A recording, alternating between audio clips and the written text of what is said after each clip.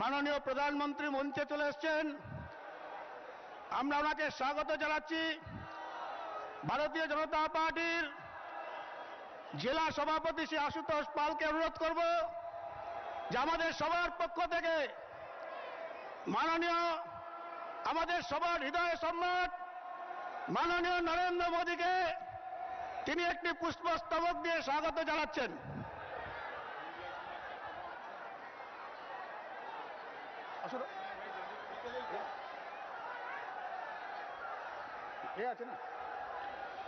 উপবীত দিয়ে স্বাগত জানাচ্ছেন।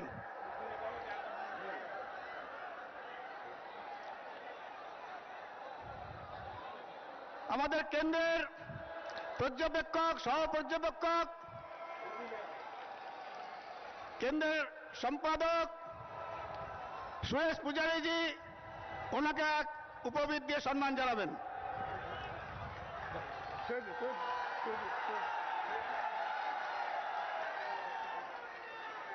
শ্রী চৈতন্যদেব নদিয়াতে জন্মগ্রহণ করেছেন, তার একটি প্রতিরূপ আর মাননীয় নরেন্দ্র মোদী দিয়ে তার হাতে তুলে দিলেন আমাদের কেন্দ্রের সম্পাদক শ্রী সুরেশ পূজারীজি। আমি সময় নষ্ট না করে আপনাদের সামনে বক্তব্য রাখার জন্য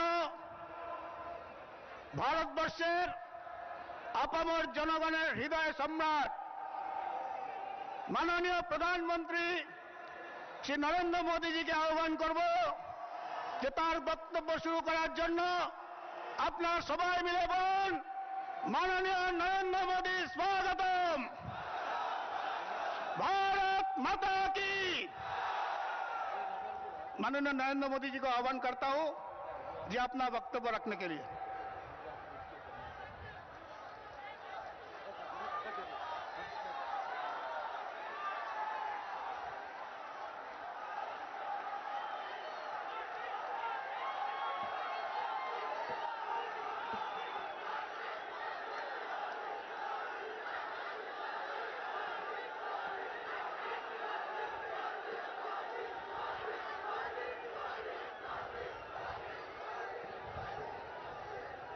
मंच पर विराजमान श्रीमान सुरेश पुजारी जी, श्रीमान प्रताप बैनर्जी, श्रीमती दीपा बिस्वास, श्रीमती माला भट्टाचार्य, श्रीमान राजकमल पाठक, श्रीमान आशुतोष पाल, श्रीमान सांवर धनानिया और विशाल संख्या में पधारे हुए मेरे प्यारे भाइयों और बहनों, इस क्षेत्र में जो भारतीय जनता पार्टी के उम्मीदवार है श्री सुभाषिष भट्टाचार्य करीमपुर से, श्री अर्जुन कुमार बिस्वास तेड़ा से, श्री विभास चंद्र मंडल पलासीपारा से, सैकत सरकार कालीगंज से, अनूप कुमार मंडल नकाशीपारा, सुतीर्थ चक्रवर्ती चापड़ा से, चंचल कुमार बिस्वास कृष्णानगर उत्तर से, गौतम पाल नवाद्वीप से, महादेव सरकार कृष्णानगर दक्षिण से, स्वप्न कुमार दाम शांतिपुर से, अनिल बिस्वास रानाघाट उत्तर पश्चिम, सुजीत बिस्वास कृष्णागंज, निखिल चंद्र सरकार रानाघाट उत्तर पूर्व, सुस्मित रंजन हल्दर रानाघाट दक्षिण, प्रदीप कुमार सरकार चकदाहा, डॉक्टर रंजीत कुमार बिस्वास कल्याणी, श्री सुरेश सिकदर हरिणघाटा। भारतीय जनता पार्टी ने आपकी आशा आकांक्षाओं को पूर्ण करे ऐसे धरती के कार्यकर्ताओं की एक पूरी टोली इस चुनाव के मैदान में उतारी है। ये भारतीय जनता पार्टी के वो उम्मीदवार हैं जो आपके सुख दुख के साथी हैं, आपके बीच में पले बढ़े हैं, आपके सुख दुख को भली भांति जानते हैं। ये ऐसे उम्मीदवार हैं जिन पर कोई दाग नहीं है, उनका ट्रैक रिकॉर्ड साफ है। और इसलिए मैं कृष्णानगर के मेरे नागरिक भाइयों बहनों से इस चुनाव सभा में जब आया हूं तो हमार प्रियो भाई और बोनेरा शुभो नवो वर्षो আপনাদের ভালোবাসা দেখে খুব ভালো লাগছে। আপনারা সবাই কেমন আছেন? मेरे प्यारे भाइयों बहनों, जब कृष्णानगर आए और सार भाजा की याद ना आए, कृष्णानगर आए और सार पुरिया की याद ना आए, लेकिन भाइयों बहनों, जो कृष्णानगर कभी बंगाल का ऑक्सफोर्ड माना जाता था, यहां की सार भाजा और सुरपुरिया बंगाल के बाहर भी लोगों को याद रहती थी। कहां से कहां हो गया, कहां चला गया सब? ये बर्बादी किसके कारण आई? ये तबाही किसके कारण आई? चैतन्य महाप्रभु की छाया जहां हो, गोंडिया समाज आज भी समाज सुधार के लिए अपने आप को खपाता रहता हो, ऐसी बंगाल की धरती पर क्या हाल हो गया है मेरे भाइयों बहनों।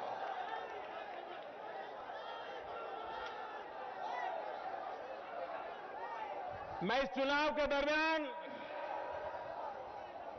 पहले भी बंगाल में आया था। ये तीसरे दौर के मतदान के समय भी आया हूं, लेकिन पराजय के कगार पर खड़ी हुई टीएमसी पार्टी अपना होश हवास खो बैठी है।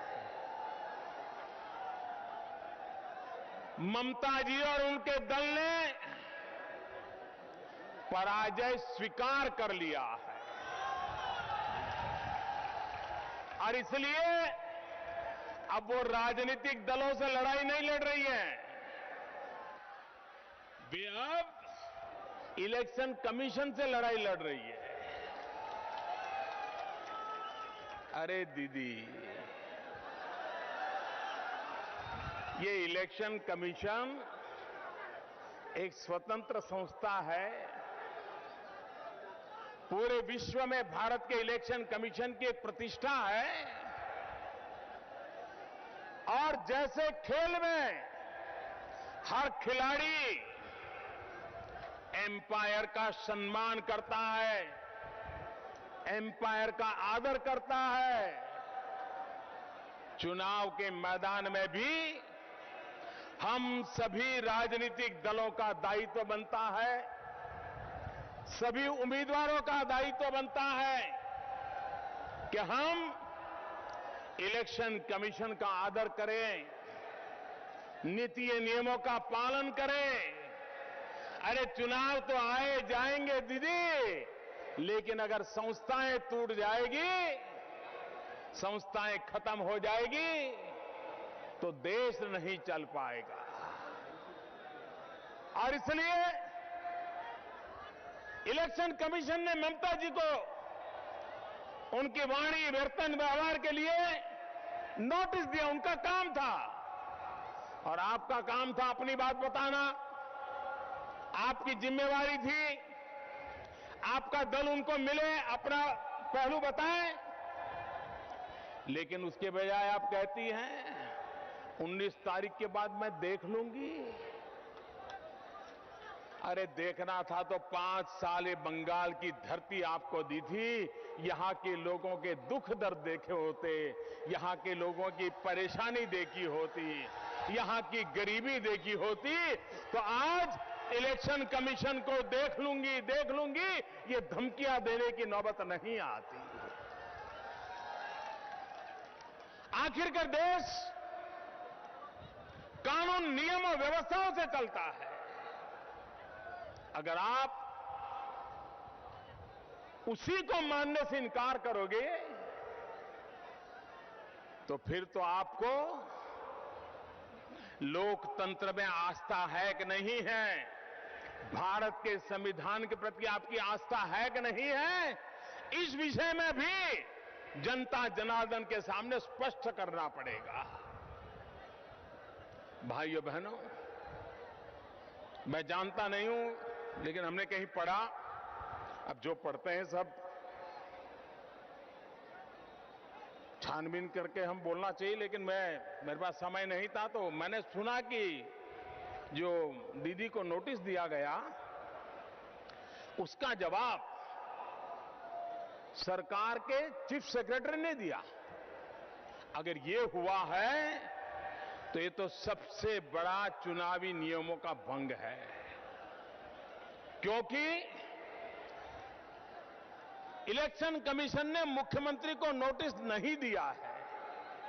इलेक्शन कमीशन ने टीएमसी के नेता को, टीएमसी के उम्मीदवार ममता दीदी को नोटिस दिया है, उसका जवाब टीएमसी पार्टी ने देना चाहिए, टीएमसी पार्टी के किसी वकील ने देना चाहिए, या स्वयं ममता दीदी ने देना चाहिए।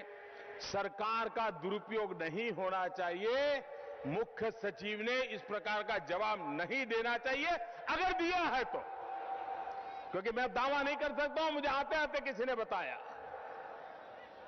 लेकिन अगर ऐसा हुआ है तो आपने चुनावी नियमों का खुलेआम भंग किया है, आपने सरकार का दुरुपयोग किया है। और आपको मालूम है, श्रीमती इंदिरा गांधी की 6 साल के लिए सदस्यता गई थी, क्योंकि उन्होंने सरकार का दुरुपयोग किया था। ममता जी कानून का काम करेगा। भाइयों बहनों, जय और पराजय होते रहते हैं, ये लोकतंत्र का स्वभाव है।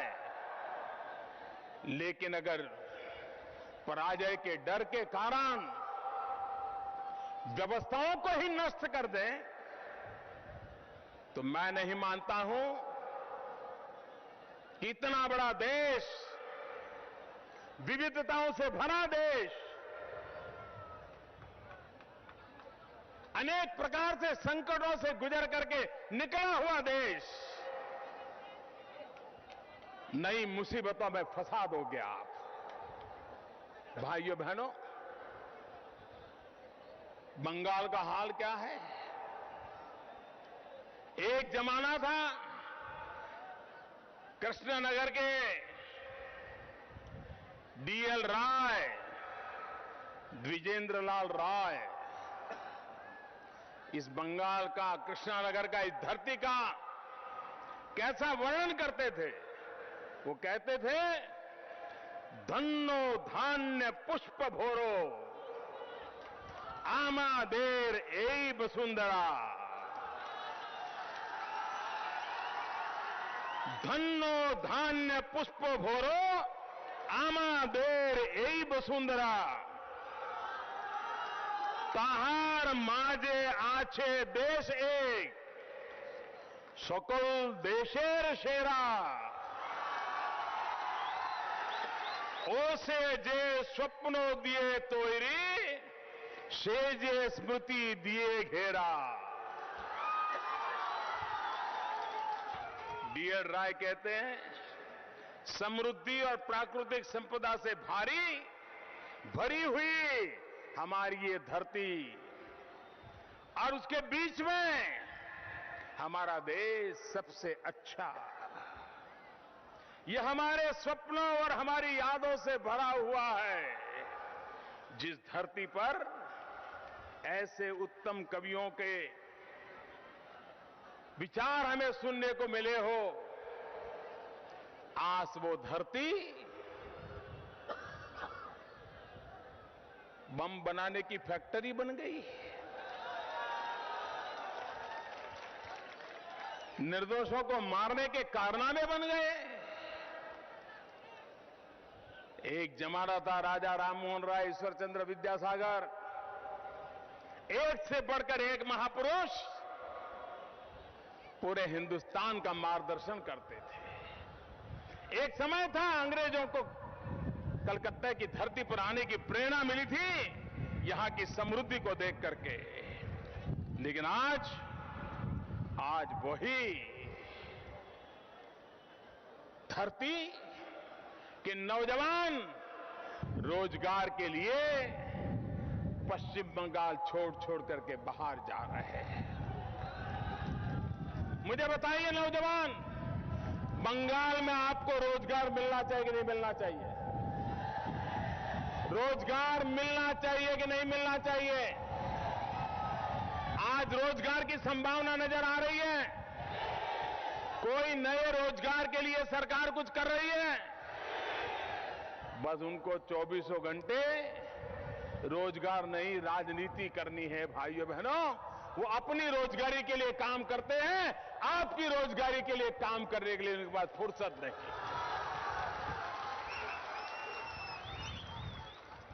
आप बताइए भाइयों बहनों, शारदा चिटफंड, पूरे बंगाल का कोई गांव ऐसा नहीं होगा जहां से गरीबों के पैसे ये शारदा चिटफंड में डूबे न हो। और कौन लोग हैं शारदा चिटफंड में? क्यों गरीबों को चिटफंड के भरोसे छोड़ दिया गया? क्यों गरीबों को पैसों के लिए इस प्रकार के लुटेरी कंपनियों का सहारा लेना पड़ा? क्या इसका कोई उपाय नहीं था? मैं कांग्रेस को भी पूछता हूं, मैं लेफ्ट को भी पूछता हूं, मैं मैडम दीदी को भी पूछता हूं, क्या कारण है? हमने प्रधानमंत्री जनधन योजना बनाई। जब बैंकों का राष्ट्रीयकरण हुआ था तो ये कहा गया था कि गरीबों के लिए बैंकों के दरवाजे खोल दिए गए। लेकिन भाइयों बहनों, मैं प्रधानमंत्री बना उस दिन तक इस देश के 40% से ज्यादा लोग ऐसे थे जिनकी कभी बैंक का दरवाजा देखा नहीं था। इससे बड़ा दुर्भाग्य क्या हो सकता है? अगर बैंक में अकाउंट होते, गरीबों को बैंक से पैसा मिलता, तो कभी भी मेरे गरीबों को ये शारदा चिटफंड के दरवाजे पर नहीं जाना पड़ता और उनके सपने चूर चूर न हो जाते। गरीब व्यक्ति ने शारदा चिटफंड में पैसा दिया क्योंकि उसको लगता था कि अच्छा ब्याज मिलेगा, बेटी बड़ी होगी तो शादी करने के लिए पैसा मिल जाएगा। उनको लगता था कि बच्चा बड़ा होगा तो अच्छी कॉलेज में पढ़ाई के लिए भेजूंगी, पैसा मिल जाएगा। उनको लगता था बच्चों की शादी करवानी है तो पैसे काम आ जाएंगे। लेकिन सारे सपने धूल में मिल गए जब ये शारदा चिटफंड वाले भाग गए। और अभी आपने देखा होगा, ये बड़ी बड़ी बातें करने वाले लोग कैसा कारनामा करते हैं। आपने देखा होगा,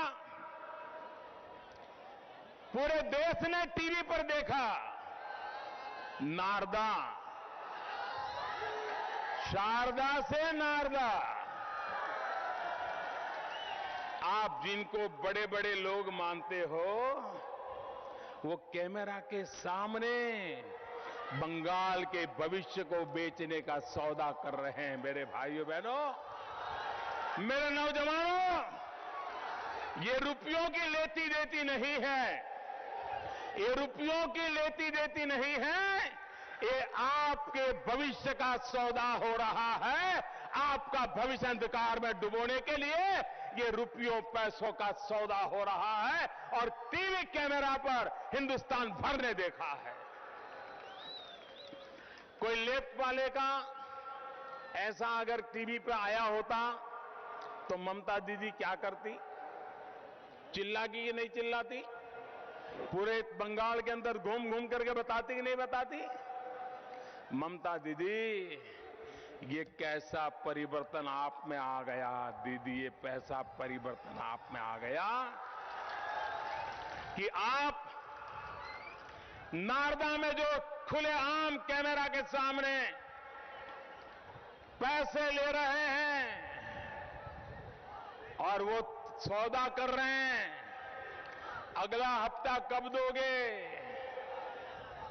टेंडर का सौदा कर रहे हैं, माल सामान का सौदा कर रहे हैं, किसको कितना पैसा मिलेगा उसकी बात करते हैं, और मुझे तो इतना दिया, उसको जरा इतना पहुंचाना, ये भी सलाह देते हैं। भाइयों बहनों, ये सवाल 5, 50, 100 करोड़ रुपयों का नहीं है, ये आपके भविष्य के साथ खिलवाड़ हो रहा है। यहां सिंडिकेट कल्चर चल रहा है। अगर बंगाल को मुक्त करना है तो सिंडिकेट कल्चर से मुक्त करना है। लेफ्ट भी सिंडिकेट कल्चर वाला है और ममता दीदी भी सिंडिकेट कल्चर वाली है। जो कलकत्ता का विवेकानंद जो ब्रिज टूटा ना, ये सिंडिकेट कल्चर का परिणाम है, सिंडिकेट कल्चर का परिणाम। इसलिए मेरे भाइयों बहनों, अगर बंगाल का विकास करना है, आज दिल्ली सरकार पूरी तरह आपका भाग्य बदलने के लिए वचनबद्ध है, संकल्पबद्ध है मेरे भाइयों बहनों। लेकिन अगर यहां की सरकारें आपके भाग्य लिए कुछ करना नहीं चाहती हैं, तो मेरे भाइयों बहनों, आपका भविष्य बदल नहीं सकता है। आप मुझे बताइए, ये हमारा कृष्णानगर, ऐतिहासिक धरोहर वाला कृष्णानगर, क्या यहां टूरिज्म डेवलप हो सकता है कि नहीं हो सकता है?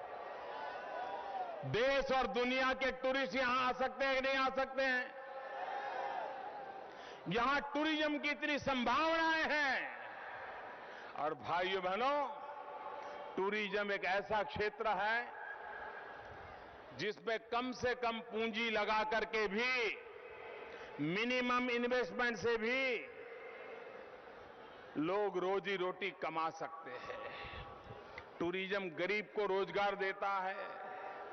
अगर टूरिज्म पनपता है तो बिस्किट बेचने वाला कमाता है, सिंग चने बेचने वाला कमाता है, यहां की प्रसिद्ध मिट्टी के डॉल, गुड़िया, ये बनाने वाले कमा सकते हैं, ऑटो रिक्शा वाला कमा सकता है, टैक्सी वाला कमा सकता है, चाय वाला, पकोड़े वाला, फुटपाथ पर सामान बेचने वाला, ये भी कमा सकता है।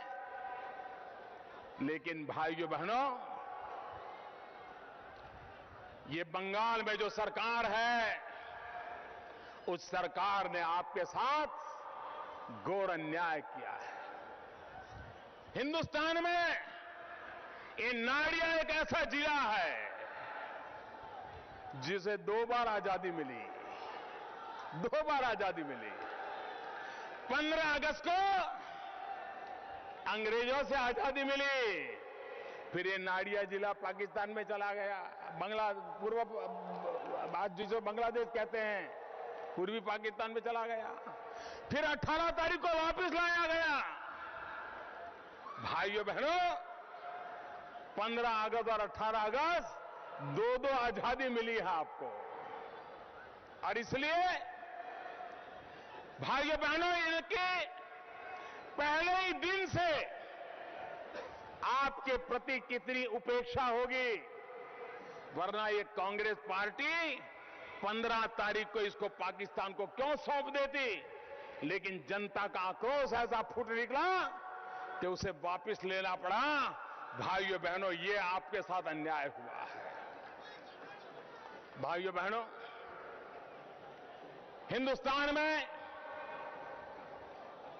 अगर पूर्वी हिंदुस्तान का विकास नहीं होगा तो भारत का कभी भी विकास पूरा नहीं होगा। भारत का विकास अधूरा रहेगा। पश्चिम हिंदुस्तान, कर्नाटक हो, गोवा हो, महाराष्ट्र हो, गुजरात हो, राजस्थान हो, हरियाणा हो, मध्य प्रदेश हो, इन सब का विकास हो जाए और उड़ीसा पीछे रह जाए, बिहार पीछे रह जाए, पूर्वी उत्तर प्रदेश पीछे रह जाए, पश्चिम बंगाल पीछे रह जाए, आसाम पीछे रह जाए, नॉर्थ ईस्ट पीछे रह जाए, तो कभी भी भारत का पूर्ण विकास नहीं होगा। वो विकास अधूरा रह जाएगा। भाइयों बहनों, आज तक दिल्ली में जो सरकारें बैठी, उन सरकारों ने पूरब की जो ताकत है, उस ताकत को न पहचाना, न उसके लिए कोई योजना बनाई।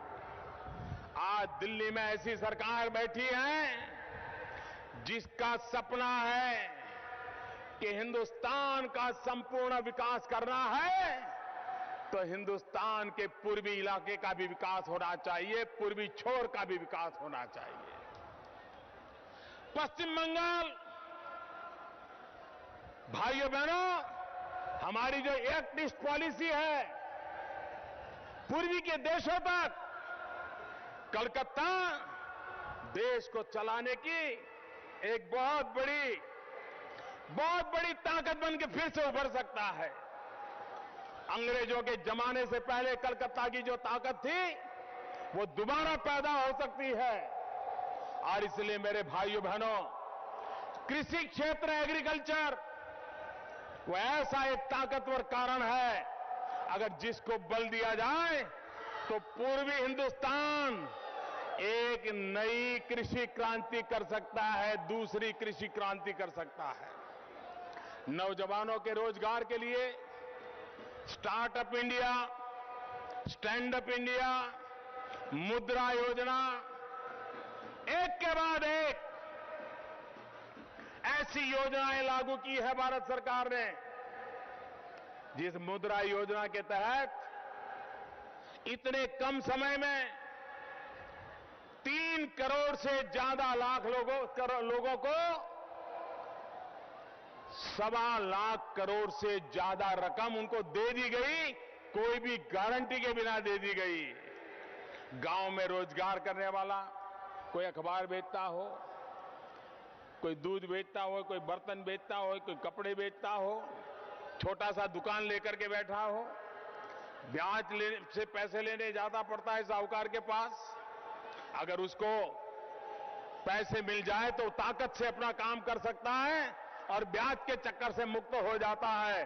और इसलिए मुद्रा योजना के तहत आज 50 लाख रुपया तक की रकम ऐसे सामान्य लोगों को देने का प्रारंभ कर दिया। और उसके कारण जो कल तक नौकरी ढूंढता था, वो आज किसी को नौकरी देने की ताकत वाला बन गया है और उसके आर्थिक जीवन में परिवर्तन आया है। भाइयों बहनों, बंगाल का भाग्य बदलने के लिए मेरा 3 पॉइंट का एजेंडा है। 3 पॉइंट का एजेंडा है। पहला, विकास। मेरा पहला एजेंडा है विकास। दूसरा एजेंडा है तेज गति से विकास। और तीसरा एजेंडा है चारों तरफ विकास, चारों तरफ विकास। भाइयों बहनों, आजादी के 70 साल होने आ रहे हैं। क्या देश के हर गरीब से गरीब बच्चे को अच्छी शिक्षा मिलनी चाहिए कि नहीं मिलनी चाहिए? अच्छी शिक्षा मिलनी चाहिए कि नहीं मिलनी चाहिए? और इसलिए मेरा एजेंडा है बच्चों को अच्छी पढ़ाई। आजादी के 70 साल होने जा रहे हैं। नौजवान को रोजगार मिलना चाहिए कि नहीं मिलना चाहिए? नौजवान को रोजगार मिलना चाहिए कि नहीं मिलना चाहिए? बूढ़े मां बाप को छोड़ करके जाना अच्छा लगता है क्या? उनको अपने इलाके में रोजगार मिलना चाहिए कि नहीं मिलना चाहिए? और इसलिए मेरा दूसरा आग्रह है नौजवानों के लिए कमाई, नौजवानों के लिए कमाई, बच्चों के लिए पढ़ाई, नौजवानों के लिए कमाई। और जब बुजुर्ग बीमार हो जाते हैं, दवाई महंगी, डॉक्टर महंगे, अस्पताल में जगह नहीं, बुजुर्गों को दवाई मिलनी चाहिए कि नहीं मिलनी चाहिए? बीमार बुजुर्गों को दवाई मिलनी चाहिए कि नहीं मिलनी चाहिए? और इसलिए मेरा तीसरा मकसद है बुजुर्गों को दवाई। भाइयों बहनों, बच्चों को पढ़ाई, जवानों को कमाई और बुजुर्गों को दवाई, इस मंत्र को लेकर के आइए हम सब मिलकर के बंगाल के भाग्य को बदले। आज भी मतदान हो रहा है। ये लेफ्ट पार्टी है, कांग्रेस, इनको पहचानना बहुत जरूरी है। मैं नहीं जानता हूं पश्चिम बंगाल में मीडिया इसकी चर्चा कर रहा है कि नहीं कर रहा है। दिल्ली में तो हमारे मीडिया वाले इस बात की चर्चा करना बंद कर दिया है। खैर, चालू ही नहीं की थी।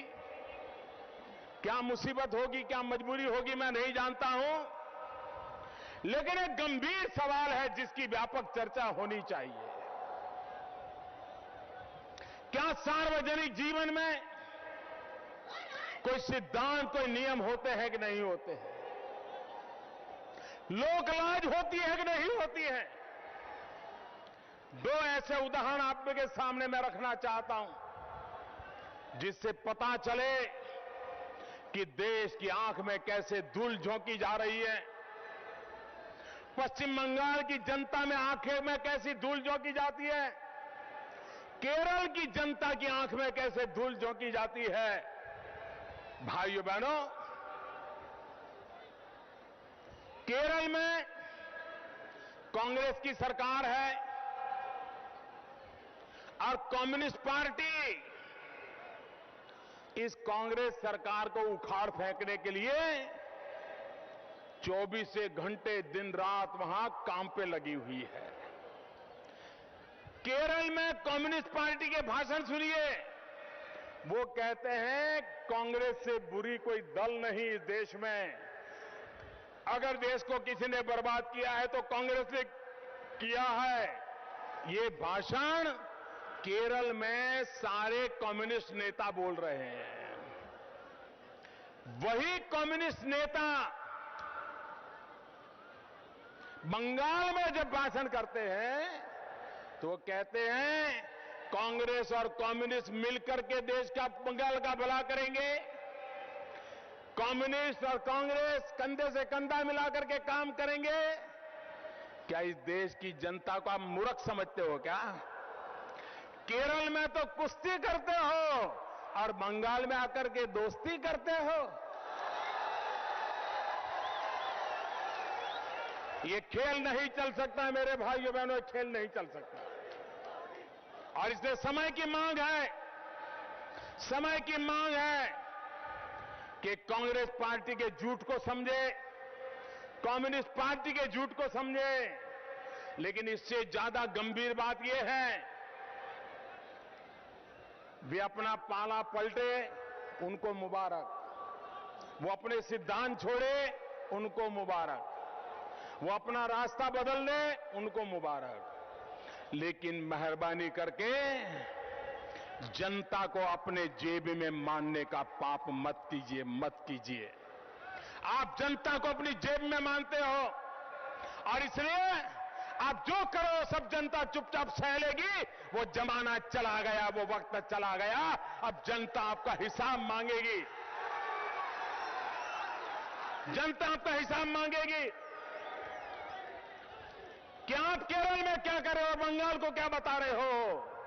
केरल की जनता जवाब मांगेगी कि बंगाल में तो तुम मिलजुल करके लड़ रहे हो और केरल में आकर के तुम कांग्रेस की सरकार उखाड़ करके कम्युनिस्टों की सरकार लाने के वादे कर रहे हो। भाइयों बहनों, इस प्रकार का सार्वजनिक जीवन हम कभी सोच भी नहीं सकते।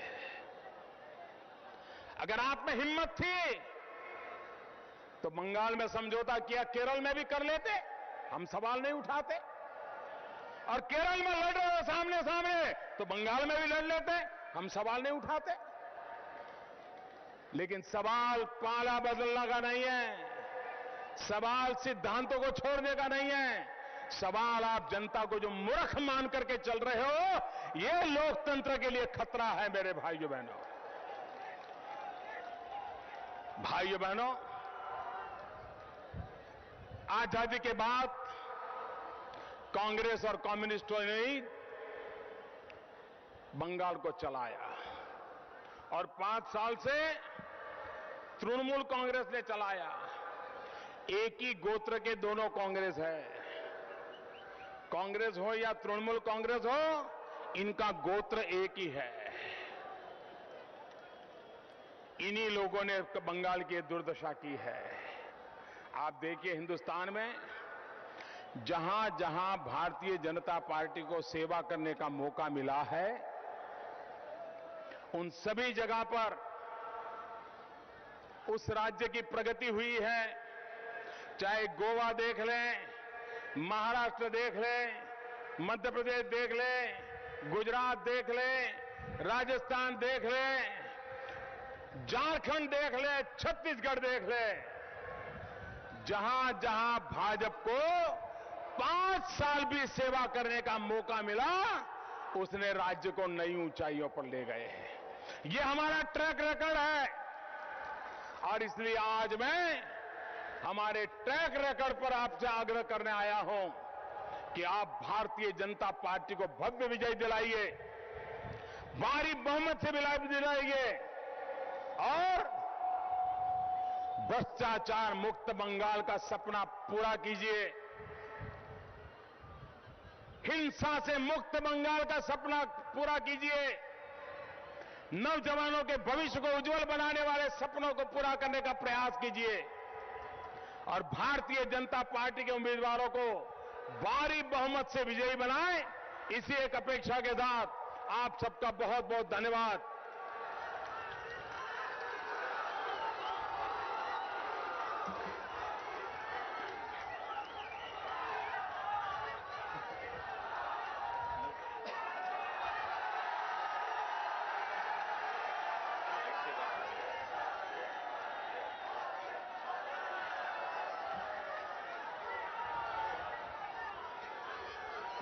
दो 2016 নির্বাচনের প্রাক্কালে আজকে আমাদের যারা সহযোগিতা করছেন সর্বোপরি ভারতীয় জনতা পার্টি তথা নদিয়াবাসীকে সকল কার্যকর্তা কর্মীবৃন্দকে জানাই অসংখ্য ধন্যবাদ।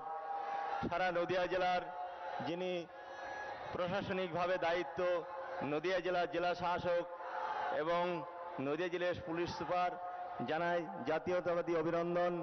সর্বোপরি যাদের অভিনন্দন জানাই, আজকে এই প্যান্ডেল করে যে সহযোগিতা করেছেন তিনাকে